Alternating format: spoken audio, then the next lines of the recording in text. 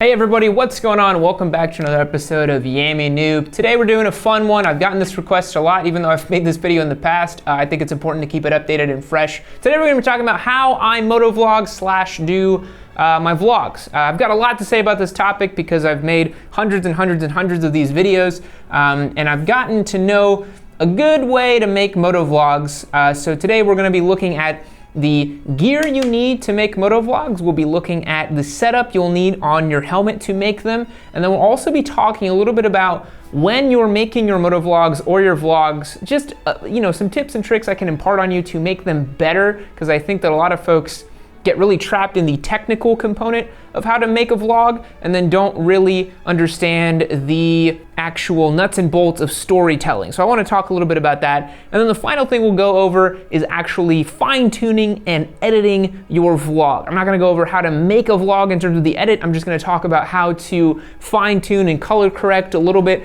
on your video and your audio to make them sound awesome.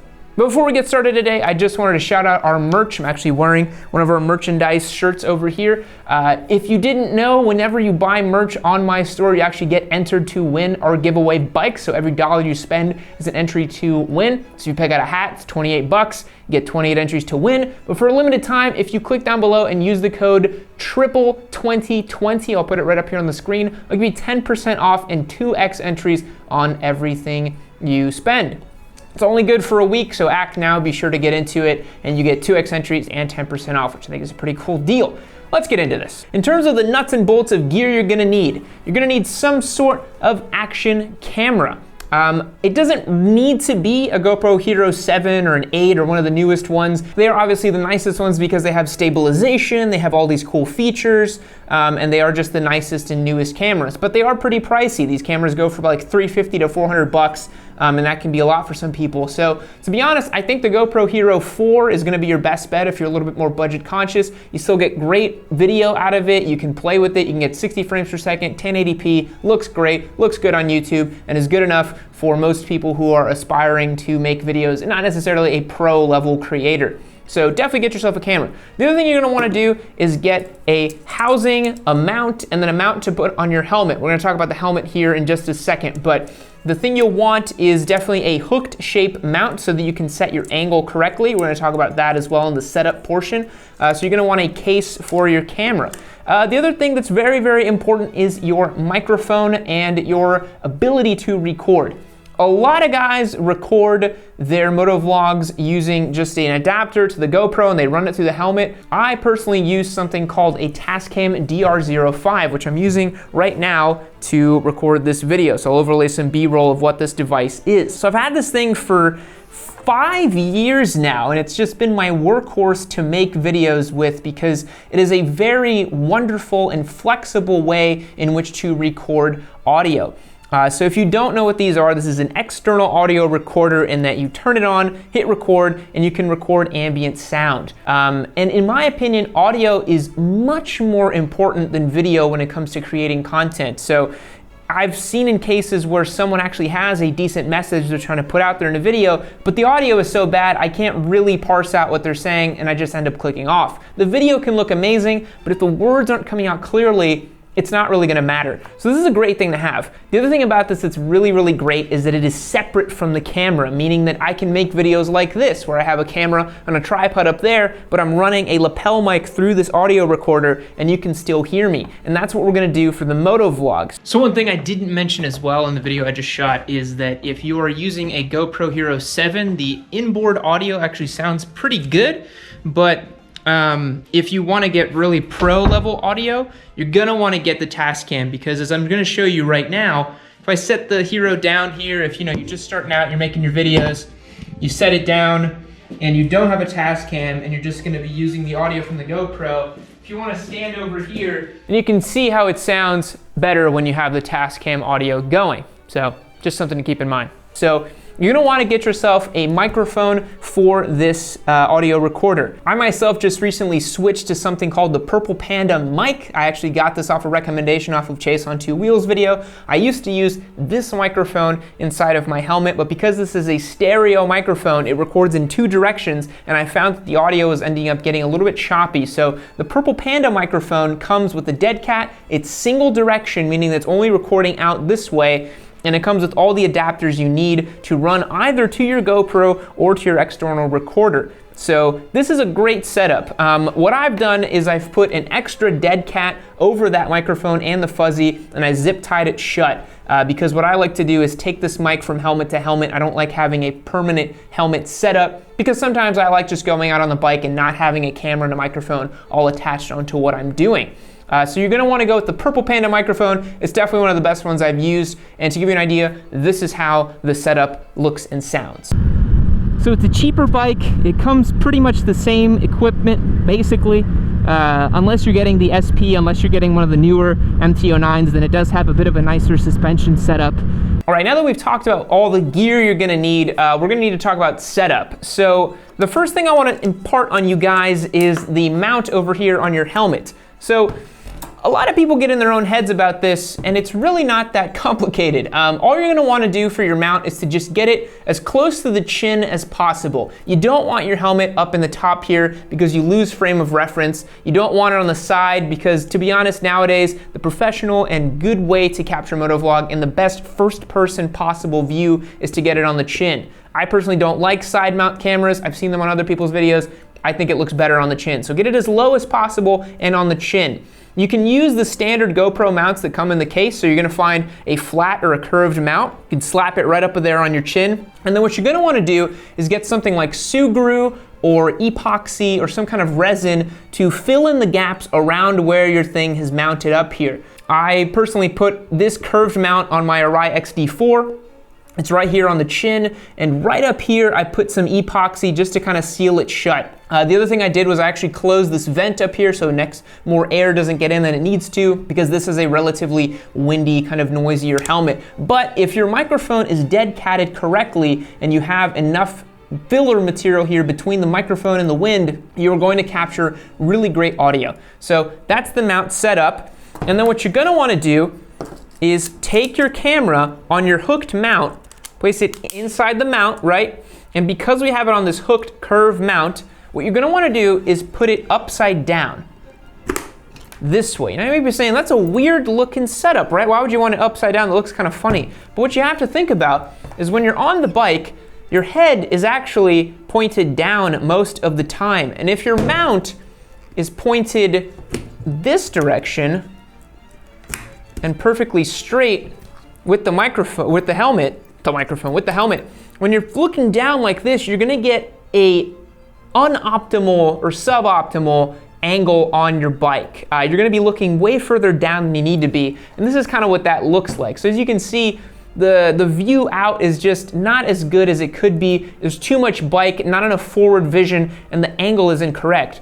So a really easy fix for this is just flip it upside down, put it here on the helmet, and tilt the angle out a little bit so that when the helmet is facing down, the GoPro is positioned low and forward like this. Now you have the best optimal view out of your bike, because that's about as best first person view as you can get. In terms of camera settings, so this GoPro Hero 7 I've got running at 4K, 30 frames per second with stabilization turned on. So that way when we scale down to 1080p, you capture a lot of information. It looks great. We used to run it to have Pro Tune and all these other settings, but just for ease of maintenance and just, ease of editing, Spite just, he edits most of the videos now on the channel, and I want to just kind of keep it quicker. And so we've just kind of made it to where it's not flat. I have the GoPro Hero corrected footage, and I think it looks great. For the microphone, what I do, and this is different for everybody, but what I do is I usually have my helmet have the chin curtain down, but you don't need to have a chin curtain. If your microphone is dead catted enough, this is gonna sound just fine. So what you're gonna wanna do is put it right here inside the helmet. You can route the cables through the cheek pad over here so that it can sit in some place. But to be honest, sometimes I just get lazy and I literally just chuck my microphone in there and it just holds in place right here and it sounds fine. But if you want to hard mount your microphone into your helmet, that's totally cool too. I've definitely run that setup before. I used to have my microphone duct taped right into my helmet, pointing up. That's also something I really want you guys to keep in mind here. Definitely make sure the microphone is pointing up and away. If you make the microphone pointed down here and towards the wind, it's not gonna sound good. Point it up and towards your mouth and away from the wind. If it's a single direction microphone, it's gonna sound really, really good. So that's basically the setup right there. You're gonna wanna plug in the microphone into the Tascam here. I usually like putting my Tascam right in my rib pocket here for my textile jacket. Normally just fits right in there, runs up through the helmet, and it sounds great. A lot of folks have asked how Spite and I do our dual vlogs. We actually both have a Tascam microphone, and then we sync it up in post. I'm gonna show you guys how to do that in the editing portion of this video. So now you have an idea of just the nitty-gritty functional components of how to do this, right? So you've got your camera, it's gonna be mounted up, pointing up the other way. You got your microphone, you know how to hit record on your Tascam, good to go. Another thing about the Tascam, make sure to put the input level as low as possible. That's just an easy fix, but it will automatically set the gain depending on the Tascams you have. So definitely check your manual for the Tascam and kind of learn the ins and outs of it. It's really not too complicated. The thing that I wanna impart on you guys is you can be technically proficient and still have a vlog that nobody wants to watch. And how is that possible? You might say, but Yami, I've got the best audio, I've got the best video. Why aren't people watching my stuff? And it's because, and this is a hard thing to hear, but to be honest, your vlogs need to add value somehow. You've got to make something that people are interested in from the get-go. So I'm gonna layer up 2 videos right now, and you tell me which one you would want to watch. So the topic for the video that I chose, just kind of joking about it, was the 5 reasons why you'd want to buy a Busa as your first bike. Watch these 2 videos and tell me which one you would want to keep watching. Welcome back to another motovlog. Today, wanted to talk about just the 5 reasons why you should buy a Turbo Hayabusa as your first bike. Let me start over. Hey everybody, what's going on? Welcome back to another video. Thank you so much for being here. I really appreciate you watching it. Today we're gonna cover a topic that's been well requested by most people. It's 5 reasons why you should buy a Hayabusa as your first motorcycle. Let's get into it. So as you noticed, for version 2, even though the audio is worse and the video is worse objectively, I'm still able to capture your attention more because the message is there. I really want to impart that on you guys, that if you're making a video just to share with your friends and family on your bike, totally cool. I think there's nothing wrong with that, and I think it's a great way. That's how I started my channel. I just slapped a GoPro on my helmet and I wanted to show my dad how I was riding. But if you do want to make a video that is trying to get views and trying to go somewhere and trying to share a message, you gotta make it interesting, you gotta add value, you gotta maybe answer a question that people have. Like this video right now, I'm trying to answer the question of how you set up a motovlog, and I'm trying to impart knowledge on you guys, and I'm trying to do my best with it. But at the end of the day, to have a watchable video, it's beyond just technical proficiency. You gotta have something that people are really interested in as well. But with that, now that you know how to set it up, how to put it in the helmet and all that stuff, let's go to the editing suite and take a look at some of the fine tuning you can do and how to line up your audio and your video and make sure that you get a good vlog going. Alrighty guys, this is the editing portion of the How To Motovlog video. And it's pretty simple. I'm just gonna run through some quick stuff here. Let me import some files and then we'll discuss. So I've gone ahead and imported here my files. So here are the 2 GoPro files that came out, and then this is the Tascam file. So what we'll do is just highlight these 2 over here. We're working in Adobe Premiere. So you'll highlight these 2, just drop them over here, and then you can see we've got the 2 files. It's gonna start conforming the audio, which means you'll be able to see the peaks generated here, which we actually need to see for what we're gonna do next. I'm gonna go ahead and drop the audio file as well in there. You're gonna wanna put it underneath the actual audio of the GoPro here, because what you're gonna do is find where the peaks are and match them up and line them up so that you can go ahead and sync it out. So as we can see here, this is why a lot of the times in my videos you guys see me clapping, because that's to make it so that I can line these up. So I'm gonna go ahead and shovel this over here. Shovel it? I'm gonna shove it over here. And I can see I'm already clapping here, and I can see this peak audio file right here. Just gonna line it up. That's about good. Then what you're gonna wanna do is unlink the GoPro audio. So you unlink that, and then you delete it because you don't need it anymore, because now this audio is synced to your Tascam audio. It's a small step, but it makes a big difference to capture your audio. Then you can, if you want, go through here and clip it down so that you don't have any excesses. And then on the end of it as well, just in case you, stop recording unsimultaneously, which usually is the case. And then what I like to do is if I'm working with just one audio file and one video file, I'll go ahead and cut to right here to where the GoPro auto-generated another one. I'll link these two files right here. I'll link this one. So now these two are linked, and if we listen back here, it's gonna be nice and synced up. Hey everybody, what's going on? It's your favorite secret. So we can see that is synced up on the audio. The next step we're going to do is just lightly color correct this footage here. There's a whole lot of videos out there about color correcting and what you should do and what you shouldn't do. I'm not going to go into that. I'm just going to show you a simple and basic way to color correct your footage just so it looks a little bit brighter. So we're going to go over here to color correction in Adobe Premiere. We're going to hit Lumetri Color and drag it onto our clip over here. I'm not going to go through why I'm doing some of this stuff. I'm just going to kind of go through it really quickly and tell you. This might be another video for another time, but I'm not an expert at color correcting. This is just what I do to make my footage a little bit more lively. So I'm looking at the footage over here. It looks a little flat because I think I recorded this in the GoPro flat settings, and it always comes out a little bit warm. So I'm looking over here. It looks a little flat, a little warm. So I always like to take the temperature down a little bit over here.